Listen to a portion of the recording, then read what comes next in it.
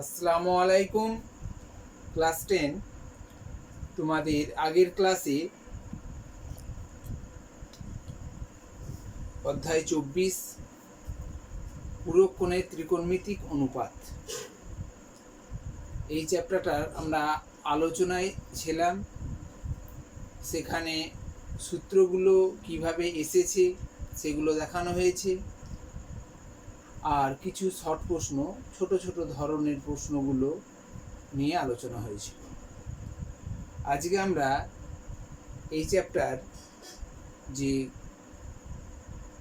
প্রশ্নগুলো আছে সেই প্রশ্নগুলো নিয়ে আলোচনায় থাকব। দেখো, কোষে দেখি 24 এই জায়গার যে যে প্রশ্নগুলো আছে সেই প্রশ্নগুলো আমরা আলোচনায় থাকব। তার আগে আমরা এর যে উদাহরণ যে অঙ্কগুলো আছে সেই উদাহরণের অঙ্কগুলো তোমরা খুব ভালো করে তৈরি করে রাখবে, কারণ এই উদাহরণ থেকেই অনেকবার প্রশ্ন দেওয়া হয়েছে। একবারে 7 থেকে 13 পর্যন্ত অঙ্ক যেগুলো আছে অবশ্যই এগুলো ভালো করে তৈরি করে রাখবে, ঠিক আছে?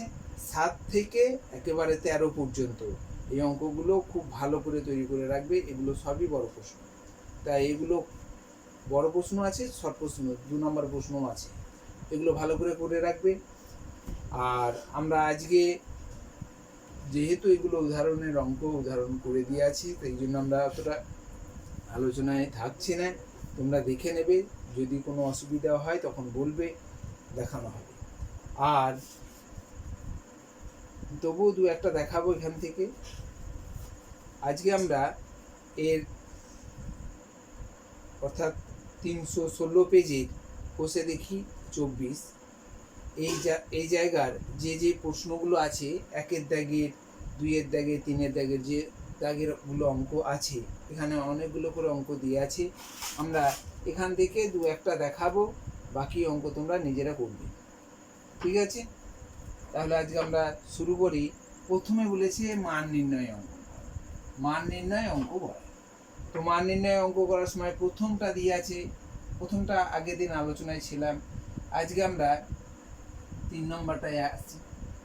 1-এর দাগের 3-এরটা দিয়ে আছে কি না, tan 27 degree by cot 63 degree, cot 63 degree এর মান কত? এগুলো শর্ট প্রশ্ন, খুবই শর্ট ছোট প্রশ্ন। এগুলো কিভাবে করব না, আগের দিন বলেছিলাম একবারে ডাইরেক্ট মেথড, মানে সরাসরি লেখা যায়, করা যাবে এগুলো, ঠিক আছে? তাহলে আমরা দেখো tan 27 ডিগ্রি, এখন এই 27 আর 63, এই যে 27 আর 63 দেখবে এরা একে অপরের পুরোক্ষণ থাকবে, অবশ্যই থাকতে হবে এগুলো। 27 ডিগ্রি প্লাস 63 ডিগ্রি যোগ করলে দেখবে 90 ডিগ্রি হবে। তাহলে 27 আর 63 একে অপরের পুরোক্ষণ। এই একে অপরের পুরোক্ষণ, এখানে অঙ্কটাই, চ্যাপ্টারটার নামই হচ্ছে পুরোক্ষণ, তো অবশ্যই পুরোক্ষণ থাকতেই হবে, না হলে পারা যাবে না অঙ্কগুলো, ঠিক আছে? তাহলে দেখো এটা পুরোক্ষণ হচ্ছে। এই পুরোক্ষণের আমরা যদি এটাকে, এই 63টাকে ডাইরেক্ট আমরা যদি ডাইরেক্ট করতে চাই, তাহলে আমরা কি লিখবো? দুটোই পরিবর্তন, এই ট্যানটা, এই কটটা ট্যান হয়ে যাবে, কটটা ট্যান হয়ে যাবে, আর 63টার পুরোক্ষণ বসিয়ে দেবো। 63 পুরোক্ষণ কত? 27 ডিগ্রি। এখন দেখো এইটা আর এইটা কেটে দিলাম, তাহলে কত হলো? 1 উত্তর, ঠিক আছে? আমরা এটা ছাড়া, ডাইরেক্ট ছাড়া আমরা একটু যদি যেমনভাবে আমরা করি সেরকমভাবে যদি করি অঙ্কটাকে, তাহলে আমাকে কী লিখতে হবে? tan 27 degree by cot 63 degree, ঠিক আছে? আমরা কি করব? যে কোনো একটাকে রেখে দেব, হয় 27টাকে রেখে দিয়ে 63টাকে পরিবর্তন করব, অথবা 63টাকে রেখে দিয়ে 27টাকে পরিবর্তন করবো, যে কোনো একটাকে পরিবর্তন করবো। পুরোক্ষণের এটাই নিয়ম, যে কোনো একটাকে পরিবর্তন করতে হবে। তাহলে এখানে tan 27 আমরা রেখে দিলাম, tan 27টাই রাখলাম, tan 27 ডিগ্রি রেখে দিলাম। এইটাকে আমরা কী রকমভাবে লিখবো? দেখো cot 90 ডিগ্রি মাইনাস, এই যে cot 63 ডিগ্রি আছে, cot 63 ডিগ্রি, এইটা আমরা যদি লিখি cot 90 ডিগ্রি মাইনাস 27 ডিগ্রি। দেখো কট, এখানে কট আছে, কটই লিখছি। 63, আমরা 63 পাবো। 90 থেকে কত বিয়োগ করলে 63 পাবো? 90 থেকে দেখো 27 বিয়োগ করো, 90 থেকে 27 বিয়োগ করলে 63 হচ্ছে।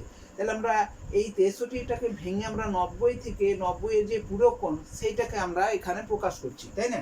তাহলে এখন কট 90 মাইনাস থিটা, কট 90 মাইনাস থিটা মানে হচ্ছে ট্যান থিটা। তাহলে এখানে আমরা কত লিখব? এই 63টা আনতে গেলে আমাকে 90 থেকে 27 ডিগ্রি বিয়োগ করতে হবে, তাই না? তাহলে এখন আমরা জানতে পারছি যে কট 90 ডিগ্রি মাইনাস থিটা সমান আমাদের জানা আছে ট্যান থিটা। এখানে থিটা বলতে কত ডিগ্রিটা? 27 ডিগ্রি। তাহলে আমাদের থিটার জায়গায় কত আছে? 27 ডিগ্রি আছে। তাহলে এখানে কট 90 মাইনাস 27 মানে হচ্ছে ট্যান 27 ডিগ্রি। অর্থাৎ উপরে দেখো ট্যান 27 ডিগ্রি, নিচে তো ট্যান 27 ডিগ্রি হয়ে গেল। এখন কেটে 1 হচ্ছে, ঠিক আছে? আমি এই লাইনটা লিখে নিই, একবারে এটাই করে দিয়েছি। এই লাইনটা থেকে একবারে এখানে চলে এসেছি, একটা লাইন আমি স্টেপ জাম্প করেছি, তাই না? এটা তুমি লিখে করতেও পারো, না লিখলেও এখান থেকে তুমি একবারে যদি এখানে নিয়ে চলে আসো তাহলেও কোনো ক্ষতি নেই, হবে, করা যাবে, ঠিক আছে? তাহলে আমাদের একে তেকের অঙ্কটা আমরা, আর বাকি যেগুলো আছে সেগুলো তোমরা নিজেরা করবে। তবে তুমি এরকম ভাবেও করতে পারো, এরকম ভাবেও করতে পারো, যে কোনো রকম ভাবেই করতে পারো, কিন্তু জিনিসটাকে ঠিক রাখতে হবে।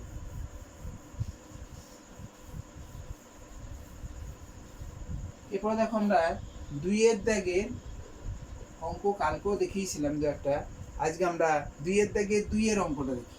2 এর দাগে 2 এর অঙ্কটা কি বলেছে?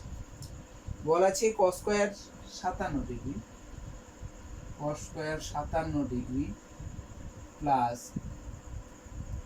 cos স্কয়ার 33 ডিগ্রি, এটা সমান দেখাও যে বলেছে এটা সমান 1। তাহলে আমরা এখানে বাম পক্ষ লিখব। দেখাও যে অঙ্কগুলো আছে যেগুলো, সেগুলো আমরা বাম পক্ষ বা লেফট হ্যান্ড সাইড LHS লিখবো, হ্যাঁ? অর্থাৎ বাম পক্ষর জায়গায় আমরা এটা লিখবো, ডান পক্ষ আমাকে প্রমাণ করতে বলেছে এখানে 1, তাহলে আমরা এর মানটা 1 আমাকে প্রমাণ করতে হবে। তাহলে দেখো আমরা কি লিখতে পারি, যদি আমরা একটু ভেঙেই করি, একটা লাইন বেশি করি, তাহলে আমরা এটাকে কি লিখবো? আর দেখো প্রথমত কাজ হচ্ছে এখানে দেখতে হবে 57 আর 33 অবশ্যই 90 ডিগ্রি হতে হবে, না হলে ভুল আছে অঙ্কগুলো। যদি দেখো এইটার 90 ডিগ্রি হচ্ছে না, তাহলে নিশ্চয়ই ভুল আছে অঙ্ক, ঠিক আছে? পুরো কোণ থাকতেই হবে এখানে। তাহলে এটা পুরো কোণ দিয়ে আছে, সমান 90 ডিগ্রি হয়ে গেল। তো আমরা এই 57 জায়গাটাকে যদি আমরা পরিবর্তন করতে চাই, 57টাকে পরিবর্তন করছি, আমি 33 করবো, হয় দুটোকেই 57 করবো, নাহলে দুটোকেই 33 করবো। আমার মনে হলো দুটোকেই 33 করি। তোমার যদি মনে হয় যে 33টা করে 57 করবো, তাহলে এইটাকে চেঞ্জ করতে হবে। যেটা রাখতে চাইবে, আমি 33টাকে রাখতে চাইছি, তাহলে 57টাকে পরিবর্তন করতে হবে। তাহলে আমরা 57টাকে পরিবর্তন করতে গেলে কি লিখতে পারবো? cos স্কয়ার 90 ডিগ্রি মাইনাস 57 কার পুরো কোণ? 33 ডিগ্রি, অর্থাৎ এখানে 33 ডিগ্রি। তাহলে দেখো cos স্কয়ার হলো 90 থেকে 33 বিয়োগ করলে দেখো 57 হয়ে গেল। তার মানে এই অংশটাকে আমরা এই রকম আকারে লিখতে পারি, তাই না? তারপরে লিখলাম cos স্কয়ার 33 ডিগ্রি। দেখো এবার আমরা cos 90 মাইনাস থিটার আমরা সূত্র জানি, cos 90 মাইনাস থিটার মানে হচ্ছে sin থিটা। থিটা বলতে এখানে 33 ডিগ্রি। তাহলে এখানে sin স্কয়ার 33 ডিগ্রি হয়ে যাবে। sin থিটা স্কয়ার আছে বলে sin স্কয়ার 33 হয়ে যাচ্ছে, প্লাস cos স্কয়ার 33, ঠিক আছে? আমরা তো এখানে এইরকম সূত্র শিখেছি যে sin square theta plus cos square theta সমান 1। তাহলে থিটার বলতে এখানে দেখো sin স্কয়ার থিটা বলতে 33 ডিগ্রি, অর্থাৎ sin square 33 degree plus cos square 33 ডিগ্রির মান কত হবে? 1 হবে। এটা সূত্র 1 নম্বর সূত্রর সাহায্য নিয়ে, অর্থাৎ sin square theta plus cos square থিটার সমান 1, এই সূত্রটার সাহায্য নিয়ে আমাকে 1 লিখতে পারবো, ঠিক আছে? এখানে দেখো sin square 2 theta plus cos square 2 theta, এটার মানও 1, কারণ এখানে থিটা বলতে সাইন স্কোয়ার থিটা বলতে 2 থিটাটাকে বোঝানো হয়েছে, এখানে থিটা বলতে 33টাকে বোঝানো হয়েছে, তার মানে এর মানটা হচ্ছে 1। ঠিক আছে, দেখো বাম পক্ষটা 1, ডান পক্ষ দিকটাও দেখো 1 আছে, তাহলে এখানে আমরা এখানেই প্রমাণিত লিখে দিতে পারি, কারণ বাম পক্ষ 1টা হয়েছে, ডান পক্ষটাও আমাকে 1 বার করতে বলেছে, তার মানে 1 বেরিয়েছে, তার মানে এটা আমরা প্রমাণিত লিখে দিতে পারি। ঠিক আছে, এরপর আমরা দেখো এরই একটা আলাদা রকম একটু অঙ্ক দেখি।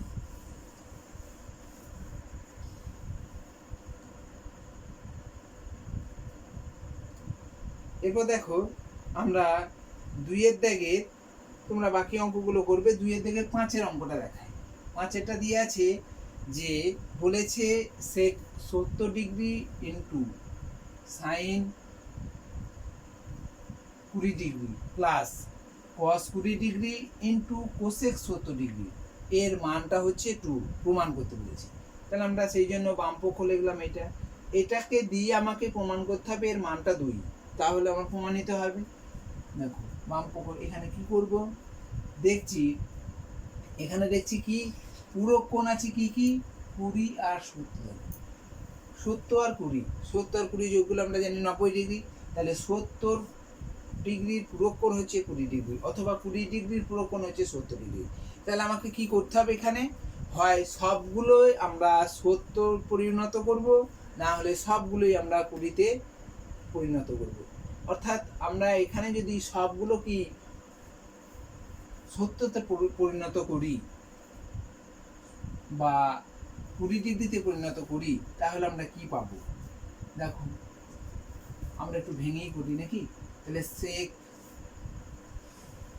কি লিখতে পারবো, আমরা 70 ডিগ্রি আছে, 70টাকে লিখে দিলাম, তাহলে সেক 70 ডিগ্রি লিখলাম, সাইন দেখো 20টাকে আমরা কি লিখতে পারবো, sine 90 minus 90 degree minus 70 degree লিখতে পারবো। দেখো 90 থেকে 70 বিয়োগ করলে 20 ডিগ্রি হবে, প্লাস দেখো 20টাকে আমাকে চেঞ্জ করছি, এখানে সব জায়গাতেই আমি কি করছি 70 রাখতে চাইছি, তাহলে 20টাকে চেঞ্জ করতে হবে, তাহলে cos 90 degree minus 70 into cosec, এটা তো 70 ডিগ্রি হয়েই আছে না, এটা 70 ডিগ্রি হয়ে আছে, সেই জন্য আমাকে ওটা কোনো পরিবর্তন করতে হলো না। এবার আমরা কি লিখবো, দেখো সেক 70 ডিগ্রি গুণ, এখানে গুণ চিহ্ন আছে, গুণ সাইন 90 মাইনাস থিটা মানে হচ্ছে cos থিটা, সূত্র এটা সূত্র সাজিয়ে নিচ্ছি, সাইন 90 মাইনাস থিটা, থিটা বলতে এখানে 70 ডিগ্রি, তাহলে আমরা এখানে পেয়ে যাব cos 70 ডিগ্রি, তাই না, প্লাস cos 90 মাইনাস থিটা মানে কি লিখতে পারি, cos 90 মাইনাস থিটা মানে হচ্ছে সাইন থিটা, এইগুলো মনে রাখা, থিটা বলতে এখানে 70 ডিগ্রি ইন্টু কোসেক 70 ডিগ্রি, এটা তো পরিবর্তন করলাম না। পরের লাইনটাই চলে আসি, কি না আমরা cos এবং sec, cos এবং sec একে অপরের কি অনন্য, cos এবং sec একে অপরের অনন্য, cos আর sin একে অপরের পূরক কোণ, sin এবং cos একে অপরের পূরক কোণ হচ্ছে, আর sec আর cos অথবা sin এবং cosec এই জিনিসগুলো এরা হচ্ছে sin এবং cosec, এদের সঙ্গে সম্পর্ক হচ্ছে অনন্যকে, sec এবং cos এর অনন্য। জানি আমরা যে sec 70 ডিগ্রি গুণ, দেখো cos মানে হচ্ছে 1/sec, আবার তুমি যদি সেকটাকে এখানে চেঞ্জ করো তাহলে sec মানে 1/cos, তাহলে 1/cos গণিত cos, তাহলে কাটাকাটি করতে পারবে। ঠিক আছে, তাহলে একটাকে রেখে আর একটাকে যদি আমরা চেঞ্জ করে দিই, একটাকে এর আর একটা যদি একে অপরের অনন্য হয়, তাহলে আমরা অবশ্যই সেটাকে কেটে দিতে পারি, তাদের গুণফলটা হচ্ছে 1 হয়ে যাচ্ছে।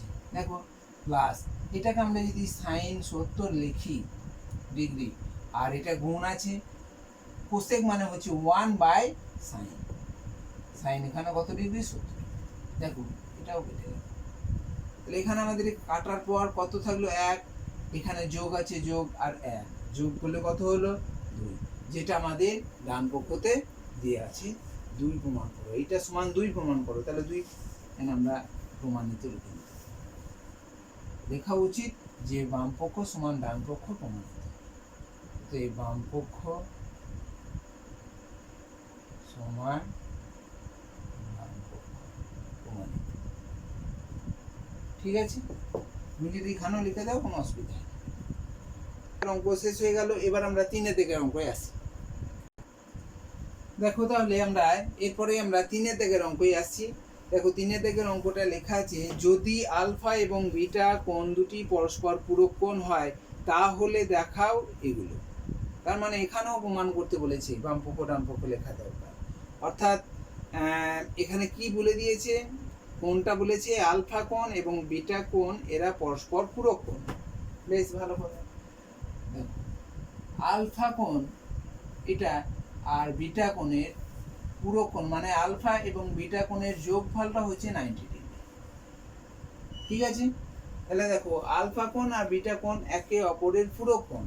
আলফা কোণটা আর বিটা কোণটা পূরক কোণ, তার মানে আলফা এবং বিটার যোগফলটা 90 ডিগ্রি। পূরক কোণ কাকে বলে? দুটো কোণের যোগফল যখন 90 ডিগ্রি হবে। আলফা এবং বিটা পূরক কোণ, তাহলে তাদের যোগফলটা 90 ডিগ্রি হবে। অতএব আমরা এখান থেকে লিখতে পারি, বা লিখে দিই, বা আলফা সমান কত ডিগ্রি না 90 ডিগ্রি মাইনাস আলফা সমান বিটাটা ওইদিকে নিয়ে গেলাম 90 ডিগ্রি মাইনাস বিটা। অথবা এটাও হতে পারে, আবার ধরো অথবা দিয়ে লিখতে পারি যে বিটা কোণ সমান কি হতে পারে, বিটা কোণটা আমি আলফা কোণটা বার করলাম, এইটা হলো বিটা, হলে আলফাটা এইদিকে চলে আসবে 90 ডিগ্রি মাইনাস আলফা, তাই না? তাহলে আলফা প্লাস বিটা যদি 90 ডিগ্রি হয় তাহলে আলফা কোণটা হবে 90 ডিগ্রি মাইনাস বিটা কোণ, অথবা বিটা কোণটা হবে 90 ডিগ্রি মাইনাস আলফা। এটা আমরা এইখান থেকে আমরা বার করতে পারছি, এখান থেকে এইটা বার করতে পারলাম, এখান থেকে এইটা বার করতে পারলাম, তাই না? তাহলে এবার দেখো এখানে আমাকে কয়েকটা অঙ্ক করতে বলেছে, যেটা আমাদের একের দাগের অঙ্কটা তোমরা দেখো, একেরটা আমরা করছি আর দুই একটা করছি, তোমরা তিনেরটা দেখে নেবে। দেখো একেরটা দিয়ে আছে যে sine square alpha plus sine square beta, এটা সমান 1 প্রমাণ করতে বলেছে। তাহলে একের অঙ্কটা আমাকে বাম পক্ষ লিখতে হবে, বাম পক্ষ। ঠিক আছে, যে বাম পক্ষ দিয়ে আছে sine square alpha plus sine square beta সমান আমাকে প্রমাণ করতে বলেছে 1। তাহলে আমরা দেখো কি করব, আমরা তো আলফা এবং বিটা দুটোর মানই আমরা বার করেছি। তো আমরা দুটোর মান বার করেছি এই কারণে আমাদের অনেক সময় কাজে লাগবে। এখানে দেখো আমরা যে কোনো একটাকে পরিবর্তন করব, যেহেতু আলফা এবং বিটা পরস্পর পূরক কোণ, তাহলে দুটো পূরক কোণ যদি হয়ে থাকে তাহলে যে কোনো একটাকে আমরা পরিবর্তন করতে চাই।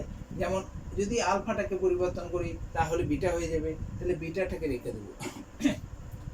বিটাটাকে যদি পরিবর্তন করতে চাই তাহলে এই আলফার মানটাকে রেখে দেবো, অর্থাৎ একটাকে আমি পরিবর্তন করব।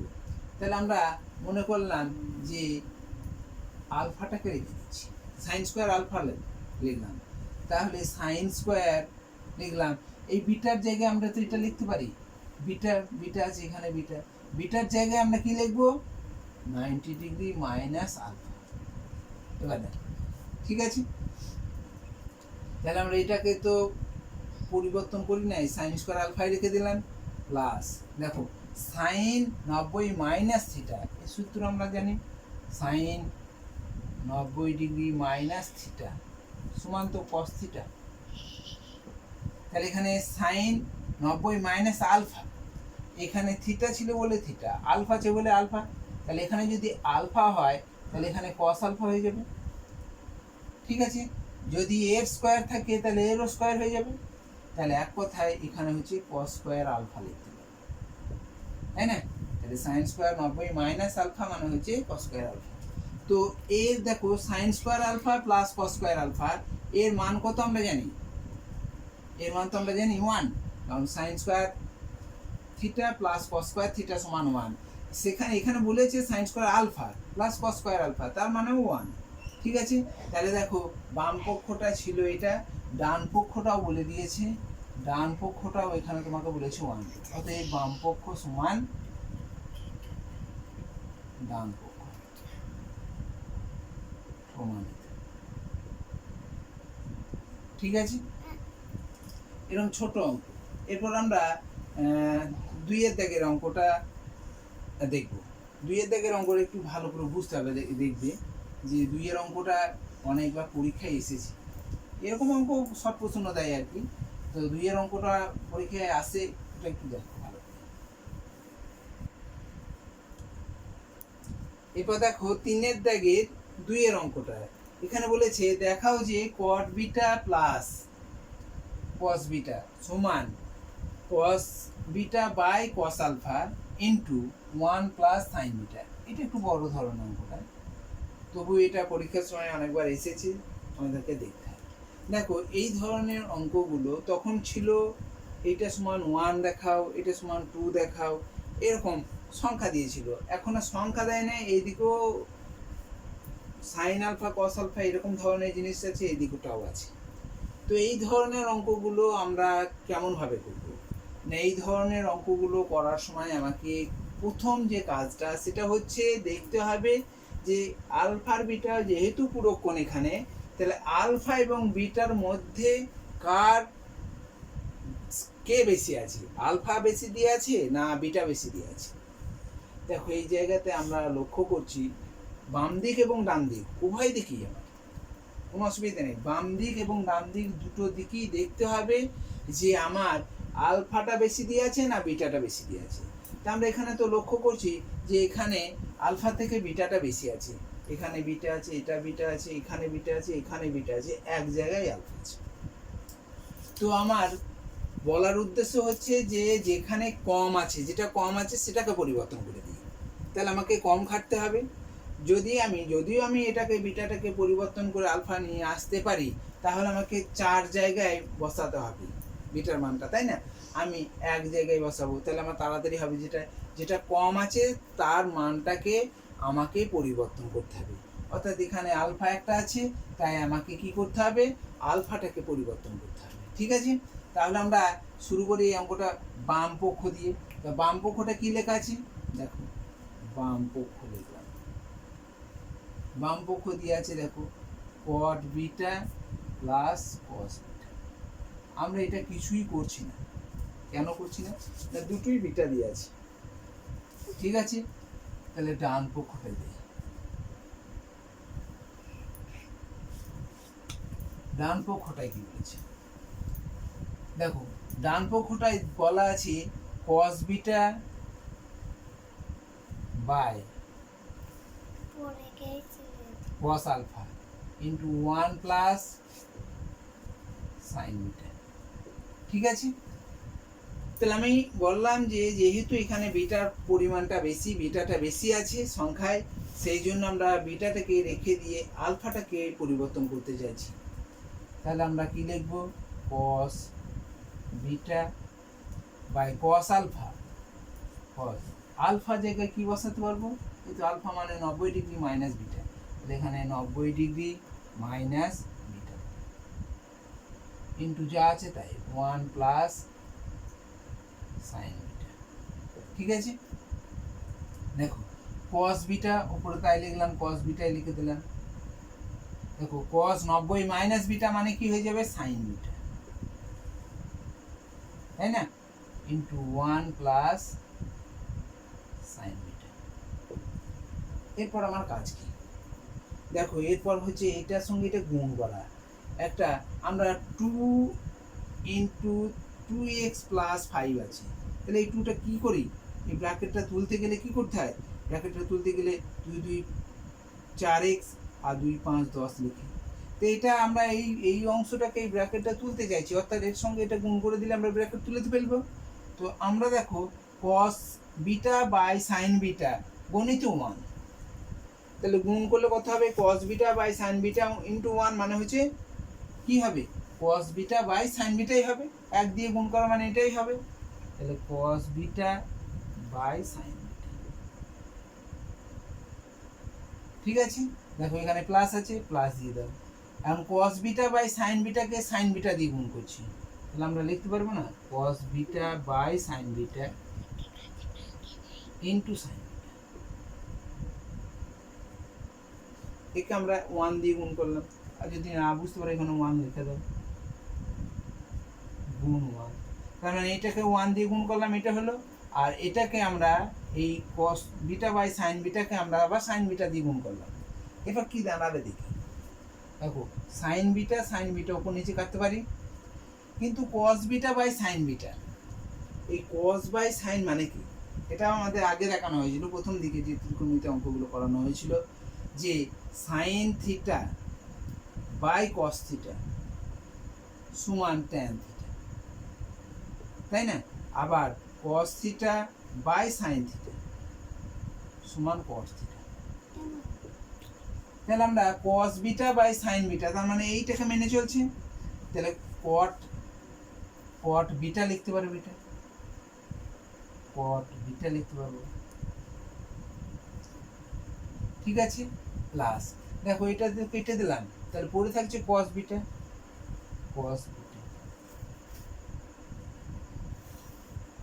তাহলে আমাকে তো বাম পক্ষতে এইটাই দিয়ে আছে, বাম পক্ষ দিকে তাকিয়ে দেখো যে cot beta plus cos beta, এখানেও দেখো ডান পক্ষ cot beta plus cos beta, তাহলে এইটার সঙ্গে এটা মিলে গেল। তাহলে আমরা কি লিখতে পারবো, অতএব বাম পক্ষ সমান ডান পক্ষ।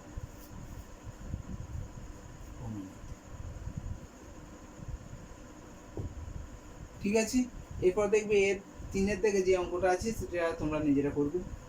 এরপর তাহলে আমরা 4-এর দিকের অঙ্কটাই আসি। এরপর দেখো 4-এর দিকে যে অঙ্কটা দিয়ে আছে যদি sin 17 ডিগ্রি সমান x/y হয়, তাহলে দেখাও যে sec 17 মাইনাস sin 73 ডিগ্রি সমান x² by y into √y² minus x²। এটা আমাকে প্রমাণ করতে হচ্ছে। তো এই অঙ্কটা আমরা আগে যেমনভাবে নিয়মে শেখানো হয়েছিল, দেখবে আমরা এই চ্যাপ্টার, আগের চ্যাপ্টার যেটা ছিল সেটা হচ্ছে কোণানুপাত, ত্রিকোণমিতির কোণানুপাত, পুরো তোমার কি বলে ওটাকে,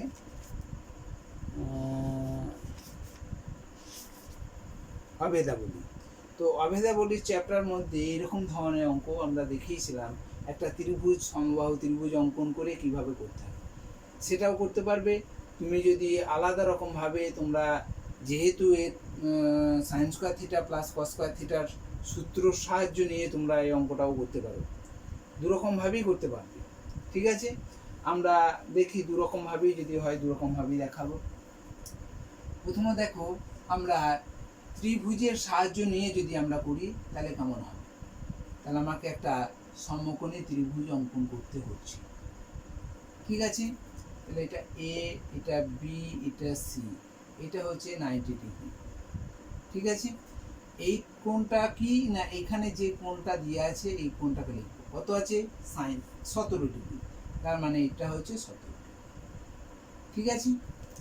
সাইন মানে হচ্ছে, আমরা তো শিখে ফেলেছি যে সাইন মানে হচ্ছে লম্ব বাই অতিভুজ, তাহলে লম্বটা কত লিখবো এক্স কে, আর অতিভুজটা লিখবো ওয়াই কে, তাই না। সাইন মানে হচ্ছে লম্ব বাই অতিভুজ, তাহলে লম্বটা যখনই লিখবো তখন আর এক্স লিখবো না, এক্স কে লিখতে হবে, আর ওয়াই কে, এখানে কে এর মানটা 0 থেকে বড়, ঠিক আছে। কে এর মানটা এখানে 0 থেকে বড়। এবার দেখো তাহলে লম্ব দিয়ে আছে, অতিভুজ দিয়ে আছে, আমাকে বার করতে হবে ভূমিটা। তাহলে ভূমি সমান, আমরা তো জানি একবারে লিখে দিলাম, ভূমি সমান √, ভূমি স্কয়ার সমান হচ্ছে, তাহলে ভূমি সমান √ হয়ে যাবে, তাহলে অতিভুজের স্কয়ার, অতি স্কয়ার মাইনাস লম্ব স্কয়ার, দেখে দেখে মনে রাখো। অতিভুজ বলতে কোনটা, ওয়াই কে, তাহলে স্কয়ার করলে ওয়াই স্কয়ার কে স্কয়ার হয়ে যাবে, লম্বটা কত এক্স কে, তাহলে এক্স স্কয়ার কে স্কয়ার হয়ে যাবে, ঠিক আছে। দেখো আমরা রুটের মধ্যে কে স্কয়ারটা কমন নিতে পারি, কে স্কয়ার, তাহলে পড়ে থাকবে কি y square minus x square.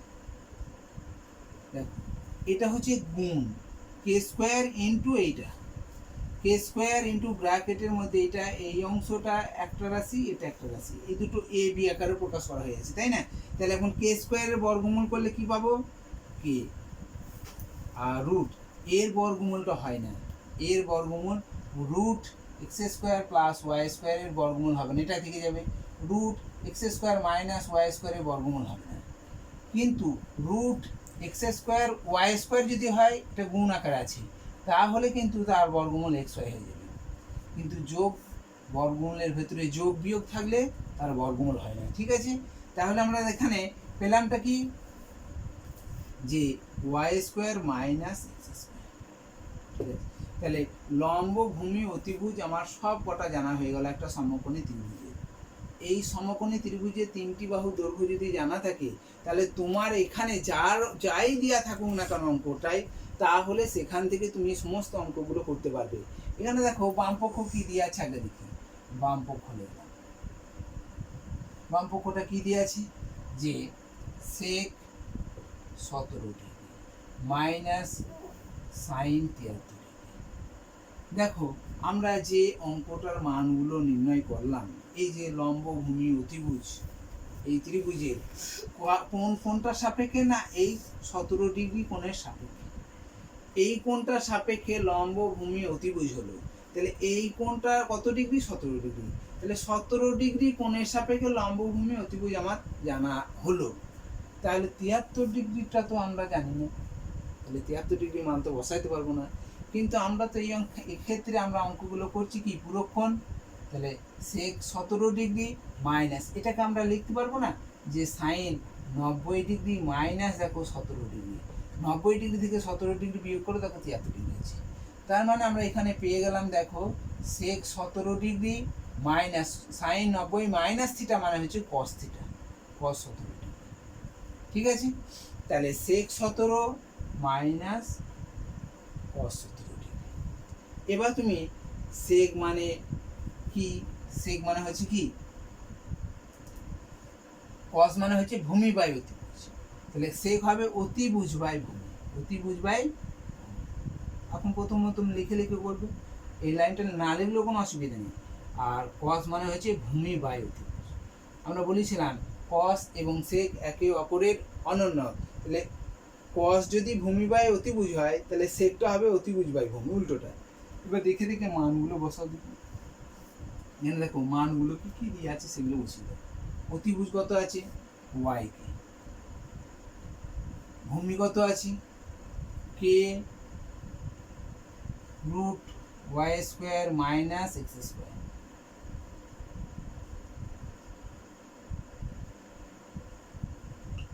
বিয়োগ দেখো ভূমি কত আছে, কে root y square minus x square. অতিভুজ কত আছে, ওয়াই, ঠিক আছে। দেখো এখানে তাহলে অনুপাত, এখানে গুণ আকার আছে, এগুলো সব গুণ আকার আছে, তাহলে এই কে কেটে দিতে পারলাম, এই কে কেটে দিতে পারলাম। তাহলে এখন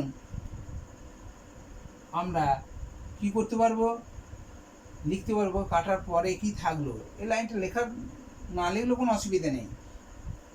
তাহলে ওয়াই থাকলো আর নিচে পড়ে থাকলো y square minus x square বিয়োগ, এখানে দেখো root y square minus x square by y, তাই না।